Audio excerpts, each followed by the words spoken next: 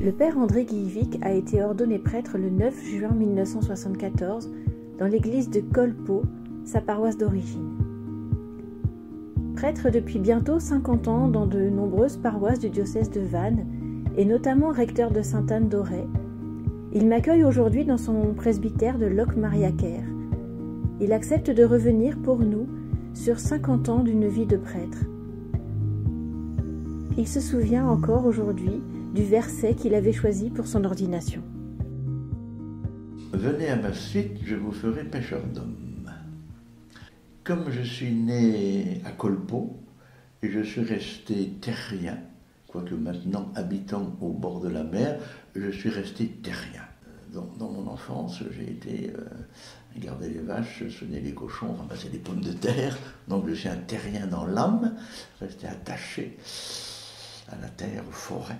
Je ne sais pas pourquoi, je suppose que à l'école, le vicaire instituteur de l'époque avait dû beaucoup nous parler de ce passage de l'Évangile. Je suppose que ça m'avait marqué et que je l'ai gardé. Au cours de votre vie de prêtre, quel charisme ou mission particulière qui vous a été confiée a tout spécialement marqué votre sacerdoce ou votre vocation personnelle de prêtre?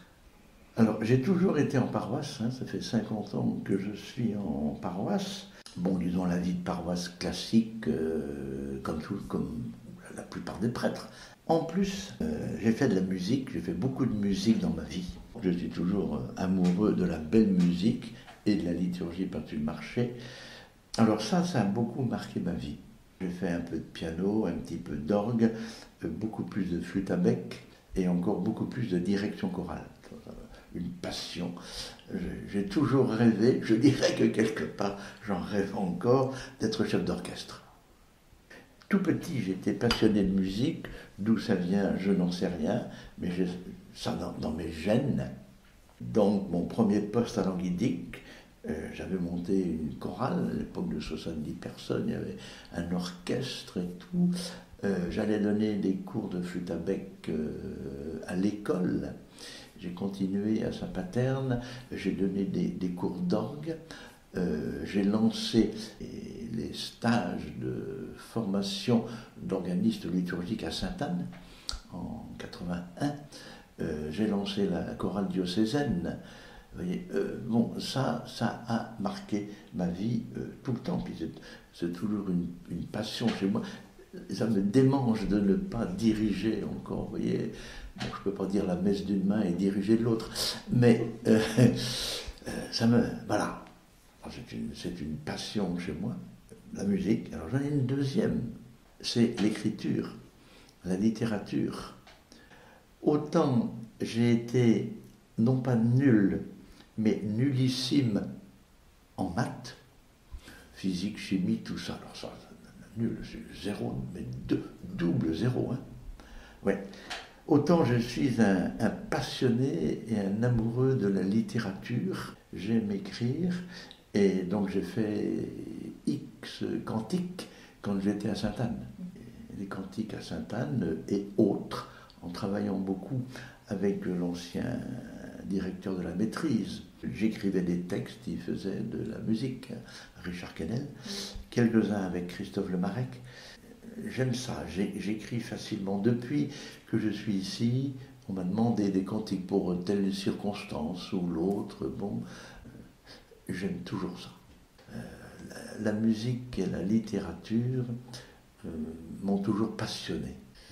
Voilà, tout le côté littéraire, quoi. Ouais. Ça a nourri ma vie de prêtre, parce que bon, je faisais de la musique, c'était en vue de la liturgie.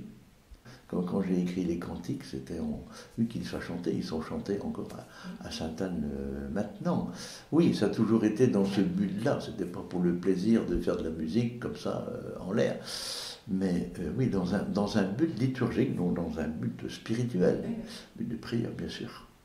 Comme je vais passer des heures à préparer une homélie, je vais lire, je vais relire, je vais refaire les phrases, je vais structurer, etc. Bon, il y a le fond d'une part, et à la forme aussi. J'aime parler, j'aime presser, j'aime faire des conférences comme je suis en train d'en faire actuellement sur Pierre de Cariolette.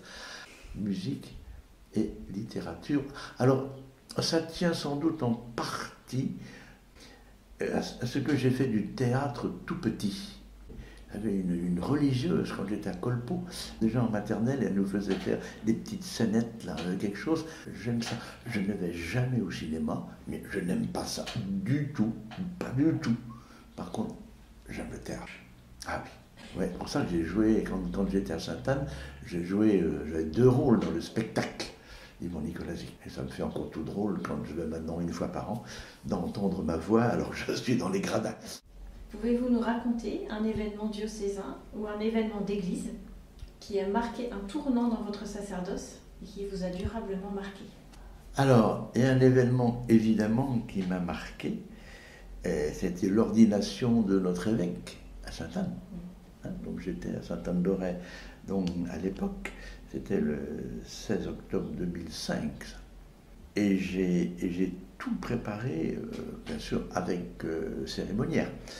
Donc j'ai préparé la célébration d'ordination de notre évêque et j'ai tout animé, toute la célébration, quoi, complètement.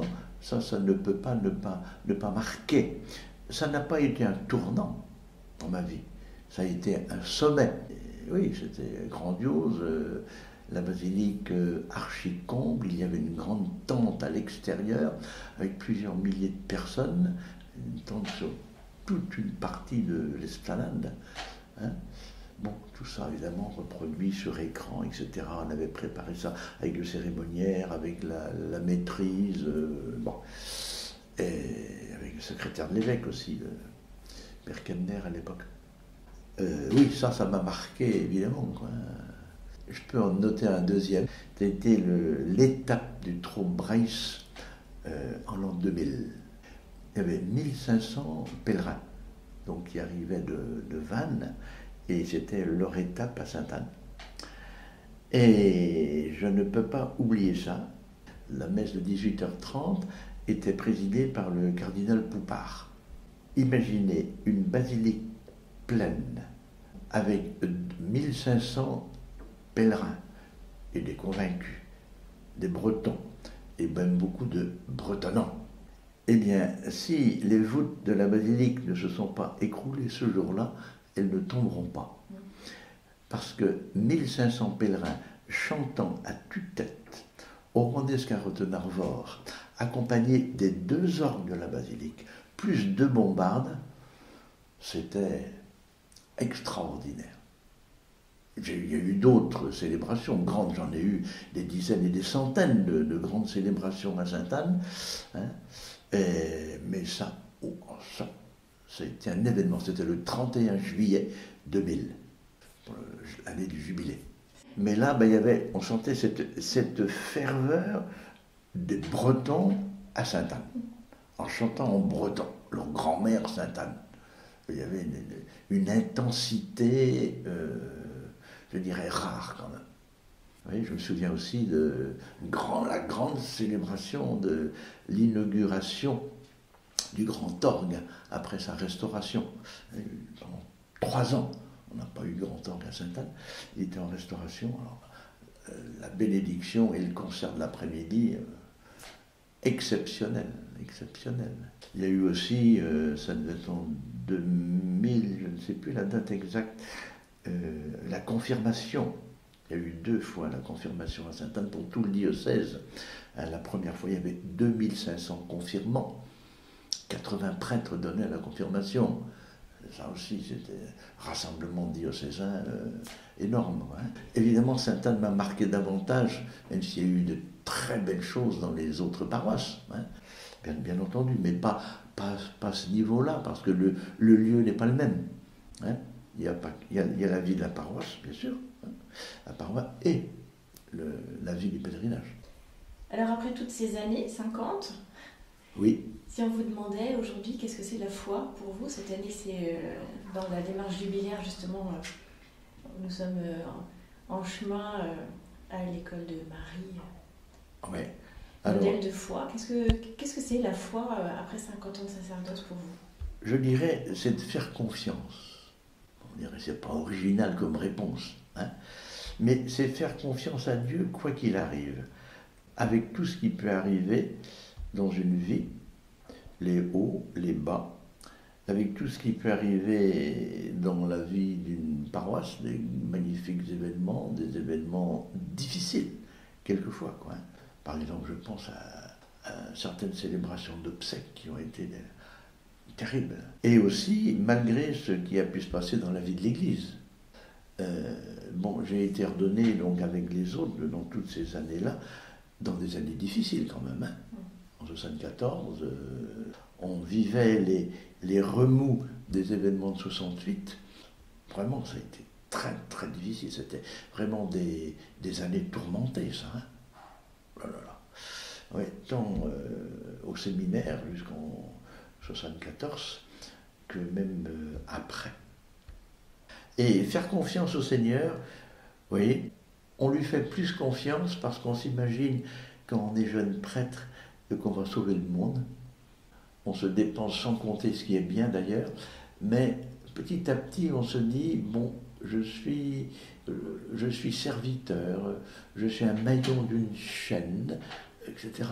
Et finalement c'est le Seigneur qui fait tout, et je suis entre ses mains. Et si il a fait du bien à travers moi, c'est bien, tant mieux. Mais moi, finalement, que ce que j'ai fait, alors il n'y a pas l'emballement des premiers jours. Bon, je pense qu'il y a davantage de sagesse et de remise entre les mains du Seigneur. Et pour conclure, oui. Si vous vous adressiez à un jeune prêtre, justement, oui, qui débute sa vie de prêtre, quel conseil lui donneriez-vous? Quel conseil je lui donnerais? Ne jamais faire de concession à la vie de prière. La fidélité quotidienne à la prière. Ça, c'est capital. S'il n'y a pas ça, ça croule. Oui. Voilà, j'ai eu cette chance, moi, toujours. Bon, évidemment, j'aime la liturgie, j'ai un amoureux de la liturgie. Bon, ça, c'est une chose, mais la prière personnelle aussi. J'ai toujours récité mon bréviaire en chantant. Je peux pas lire mon bréviaire, moi. Pas possible, ça. Alors, je chante. Je chante en marchant, en plus. Bon, l'été, je suis à l'église, l'hiver, dans la maison. Et je chante tout. Comment en faire une prière, quoi. On ne récite pas son bréviaire, la prière du temps présent, comme on dit aujourd'hui. On le prie et ne jamais, voilà, disons, bah oui, bon, bah aujourd'hui j'ai pas le temps, ou bien, bon, tout faire pour garder, voilà, les temps de prière, la vie de prière. C'est faire confiance à Dieu, ce que je disais tout à l'heure, quoi. S'en remettre entre les mains de Dieu, finalement, c'est toi qui fais tout. Ne pas lâcher ça. C'est comme le chrétien qui ne prie plus, il abandonne, quoi. Hein. Ouais. Et s'il n'y a plus la prière, entre guillemets, on pourra faire son boulot de curé, mais il n'y aura plus la vie, il n'y aura plus l'intensité, il n'y aura plus de... Et même on pourrait en arriver à faire mine. Oui. Et c'est la vie de prière qui donne le tonus spirituel. Après une telle rencontre, comment ne pas finir en musique? Le Père Guillévic nous propose de réécouter avec lui Jean-Sébastien Bach dans le Gloria de la messe en si.